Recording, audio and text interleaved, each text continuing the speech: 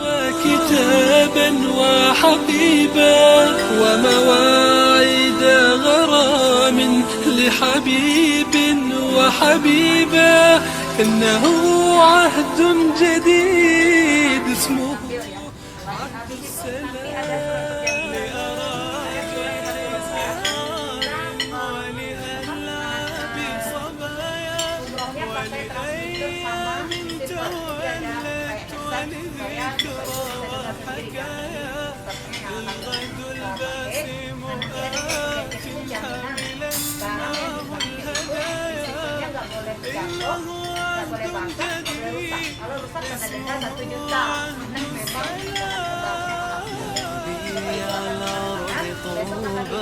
أوشك البغي وفولا أعزف النصر نشيدا وابعث اللحن رسولا إنه الشرق ويا كم سحر الشرق وقولا إنه عهد جديد اسمه عهد السلام.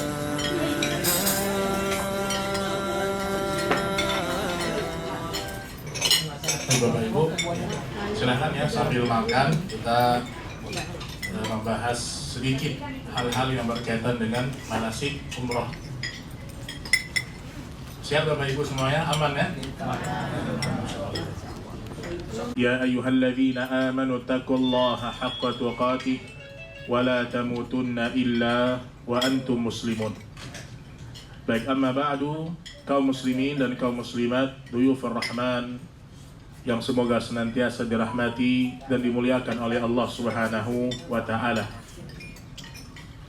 Alhamdulillah, pada malam hari ini Allah mudahkan kita untuk berkumpul kembali, kita untuk mempelajari sebahagian dari ilmu agama Allah Subhanahu wa ta'ala. Rinci, karena sebenarnya semua ibadah itu mudah. Itu ingat itu Pak. Semua ibadah yang dituntunkan oleh Nabi Shallallahu Alaihi Wasallam itu mudah. Oleh karena itu Rasul kita Shallallahu Alaihi Wasallam menyebutkan dalam sebuah hadis yang sahih, "Khudhu anni manasikakum." Kata Nabi Shallallahu Alaihi Wasallam, ambillah dariku tata cara ibadah manasik itu. Jadi ada dua ibadah yang memang Rasul Shallallahu Alaihi Wasallam itu ingin kita mencontohnya secara lebih detail. Banyak ibadah dalam syariat Islam, tapi ada dua ibadah yang memang dibutuhkan manasiknya. Pertama adalah ibadah sholat. Nabi SAW bersabda, "Shollu kama ra'aitumuni usolli." Sholatlah kalian sebagaimana kalian melihat aku sholat. Yang kedua ibadah umroh dan haji. Besok berangkat kan Pak? Besok berangkat jam berapa? Jam 3.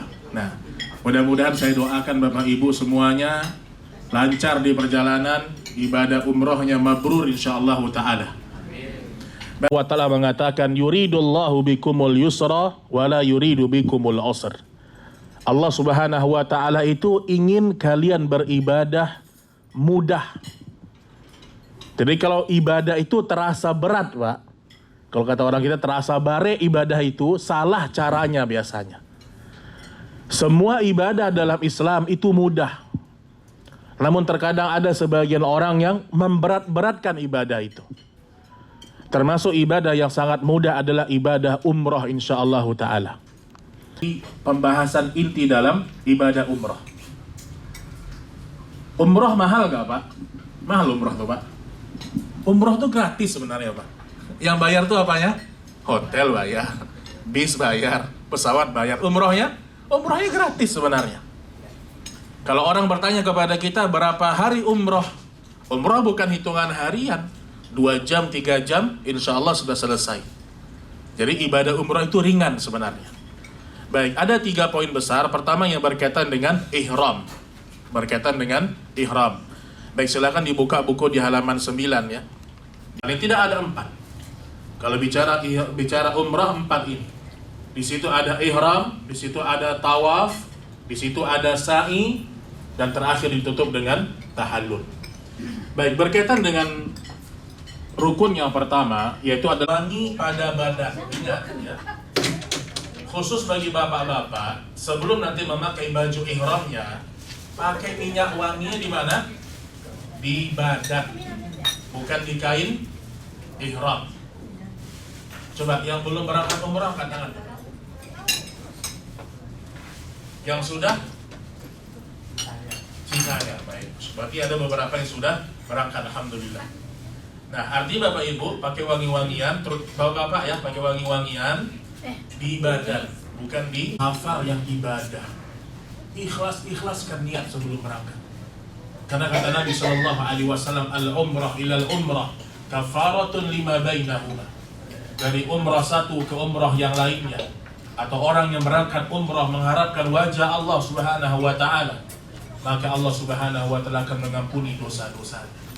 Kalau selama di Mekah Bapak Ibu di masjid sholatnya berjamaah bagi laki-laki, maka setelah pulang dari umrah makin sering berjamaah di masjid.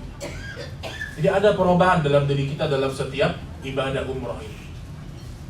Baik, itu dia, kita lanjutkan ya. Kemudian setelah itu memakai pakaian ihram.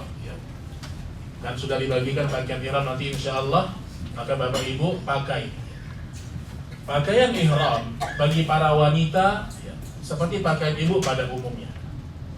Tidak ada warna khusus, tidak ada baju khusus, yang penting baju. Sedangkan kami bagi para wanita, kami lebih sering di rumah.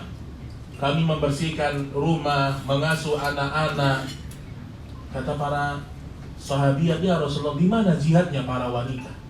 Maka kata Nabi Shallallahu Alaihi Wasallam, jihadnya para wanita salah satunya ada pada ibadah umroh mereka. Jadi para salam, al-jihad dirwatu sanamihi, al-jihadu fi sabilillah. Puncaknya ibadah dalam Islam itu adalah jihad. Jadi ibu-ibu ikhlas-ikhlaskan niat ketika berangkat umroh. Baik, juga disebutkan di sini akan tetapi tidak boleh memakai cadar dan kaos tangan. Jadi memang yang terbiasa memakai cadar dan kaos tangan maka dilepaskan. Walaupun di bentuk belakang itu Pak, itu contohan tuh. Pengalami contohan tuh. Ya, boleh ya. Karena perempuan kalau sudah pakai cadar dia agak terganggu kalau dilihat wajahnya, ya.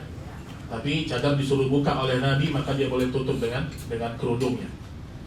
Baik jemaah sekalian rahimani wa rahimakumullah. Ya. Itu berkaitan dengan ihram, ya. Berkaitan dengan ihram. Baik, kemudian tempat ihram. Di sini ada beberapa tempat. Tapi nanti Bapak Ibu di Dzul Hulaifah insyaallah, itu di Bir Ali atau di kota Madinah. Maka berlaku semua larangan ihram. Kalau sudah mengucapkan labbaik Allahumma umrah, maka sudah tidak boleh memotong kuku, tidak boleh mencabut rambut-rambut dengan sengaja. Tapi jangan salah paham, Pak. Ada sebagian travel nih, mereka menjelaskan kepada jamaahnya kalau kepala kita gatal nggak boleh digaruk. Nanti kalau digaruk kemudian rambutnya rontok kena dam katanya. Kata Ibunda Aisyah radhiyallahu taala anha, kalau seandainya aku berihram, kemudian kepalaku gatal, kata Ibunda Aisyah, kemudian tanganku sedang diikat, andaikan seperti itu, maka sungguh aku akan menggaruk kepalaku walaupun dengan kaki. Artinya tidak ada masalah. Kalau disengaja, artinya tidak ada masalah. Kalau seandainya Bapak Ibu terasa gatal, maka boleh digaruk, ya, semampunya gitu. Baik, kemudian juga tidak boleh dalam kalau sudah berihram, sudah mengucapkan niat, tidak boleh juga kita bercumbu, rafas, mengucapkan kalimat-kalimat kasar, kalimat-kalimat yang bisa menimbulkan syahwat, nggak boleh. Nah,